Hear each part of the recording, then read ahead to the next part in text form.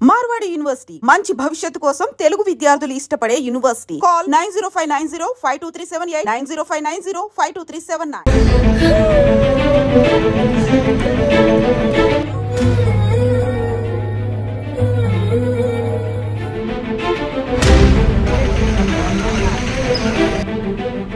విశాఖలో విషాదకరమైన ఘటన జరిగింది. నిజానికి కొన్ని చోట్ల ఉద్దేశపూర్వకంగా హత్యలు జరుగుతున్నాయి. ఇప్పుడు ఈ ఘటన వింటే చాలా బాధేస్తోంది. అనుకోకుండా భార్యాభర్తల మధ్య జరిగినటువంటి చిన్నపాటి తగాదాలో భార్య మృతి చెందటంతో ఇప్పుడు ఆ భర్త జైలు పాలయ్యాడు. ఇద్దరు చిన్నపిల్లలు అనాథలుగా మిగిలిపోయినటువంటి పరిస్థితి నేపథ్యంలోనే వీళ్ళంతా డాన్సర్స్ అసోసియేషన్, మేము అసోసియేషన్ అనే కన్నా మాదంతా ఒక కుటుంబం అని చెప్తున్నారు. అబ్బాయి డాన్సరే బంగారాజు, అమ్మాయి కూడా రమాదేవి. ఇద్దరు ఈవెంట్స్ లో డాన్స్ చేస్తూ ఉంటారు. ఇద్దరు డాన్సర్స్ ఇష్టపడి 10 ఏళ్ల క్రితం ప్రేమ వివాహం చేసుకున్నారు. వాళ్ళిద్దరికి ఇద్దరు చిన్న పిల్లలు కూడా ఉన్నారు. అయితే గత కొన్ని రోజులుగా వాళ్ళిద్దరి మధ్య కూడా ఫైనాన్షియల్ కి సంబంధించి చిన్న చిన్న ఇష్యూస్ రేజ్ అయ్యాయి. ఆ తర్వాత ఆ అమ్మాయి వాళ్ళ అమ్మగారి ఇంటికి వెళ్ళడం కూడా జరిగింది. ఈ నేపథ్యంలోనే ఇద్దరు ఎందుకు మనిద్దరం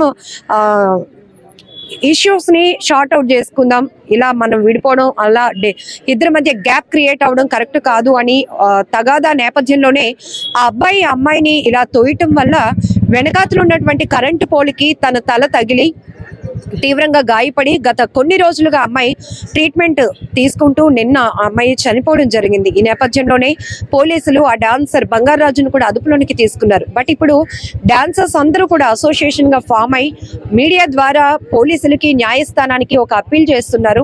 ఇక్కడ ఖచ్చితంగా వాళ్ళిద్దరి మధ్య ప్రేమ ఉంది కాబట్టే పెళ్లి చేసుకున్నారు, పిల్లల్ని కన్నారు, ఇద్దరు కలిసి ట్రావెల్ అవుతున్నారు. కానీ ప్రతి భార్యాభర్త మధ్య చిన్న చిన్న విషయాలు అయితే నడుస్తూ ఉంటాయి. ఈ క్రమంలో వాళ్ళిద్దరి మధ్య జరిగిన చిన్నపాటి తగాదా అనుకోకుండా ఒక ప్రమాదంగా మారి తను ప్రాణాలు కోల్పోయింది.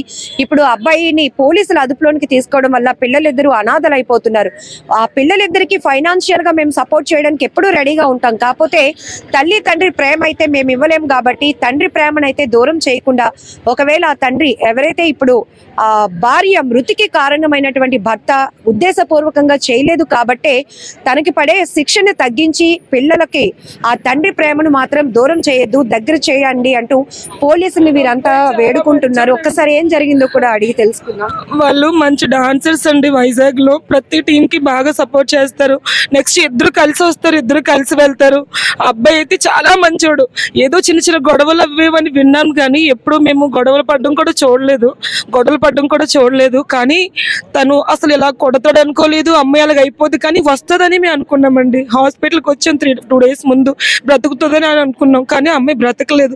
కానీ చిన్న పిల్లలండి, చిన్న పిల్లల మాటలు రావాలి సరేగా, అమ్మ కూడా తెలియదు, చిన్నోడు కాదు. రేపు పొద్దున్న అమ్మని ఎవరిని పిలుస్తాడు, నాన్న లేడు, నాన్న జైలుకి వెళ్ళిపోతున్నాడు. నాన్న ప్లీజ్ అండి తనకి ఏదో మీరందరూ దయించి ఆడుకు కూడా ఎక్కువ 6 కూడా వేయొద్దండి. చాలా మంచి అబ్బాయి అండి రాజు కూడా. వాళ్ళ మాస్టర్ ధనరాజు అసలు బాబోయ్, అమ్మాయి మెయిన్లీ టీమ్ కి అమ్మాయి పునాది, టీమ్ కి అమ్మాయి లీడింగ్.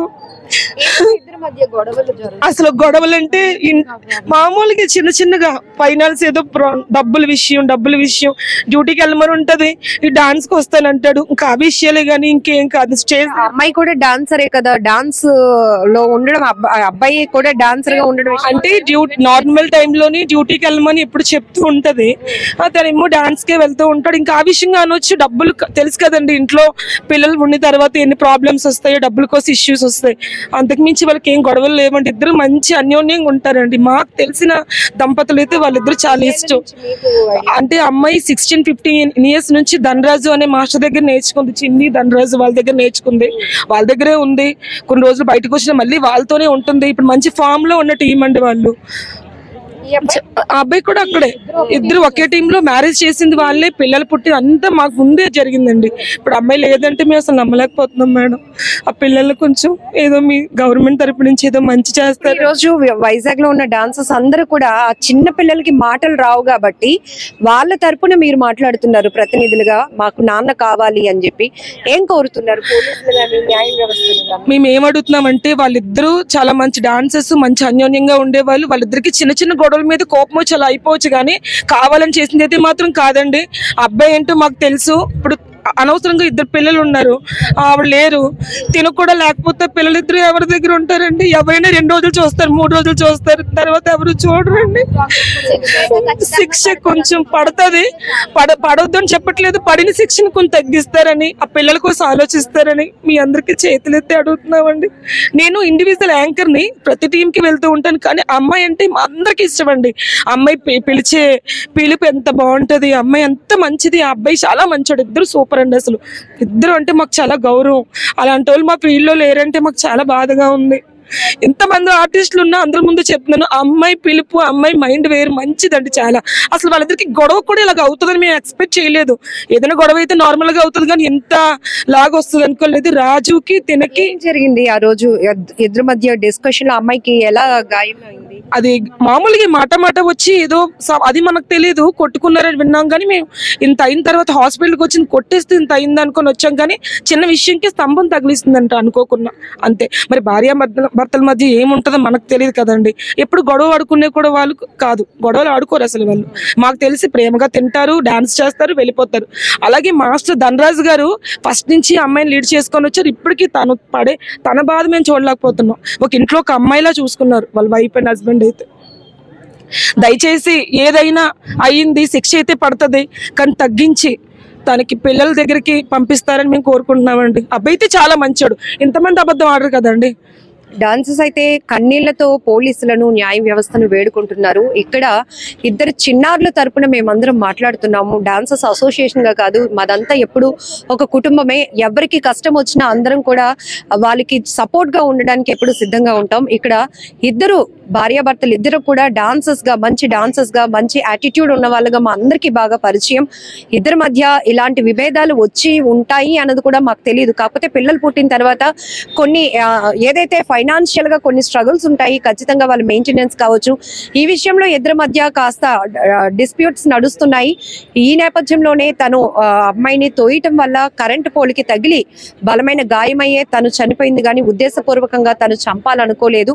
ఎందుకంటే ఎప్పుడు భార్యను ప్రేమిస్తూనే ఉండేవాడు. ఇద్దరు కూడా చాలా హ్యాపీగా ఈవెంట్స్ కి వచ్చి వెళ్తూ ఉండేవారు. ఇదంతా కూడా ఐ విట్నెస్ గా మేము సాక్షులం అని కూడా చెప్తున్నారు.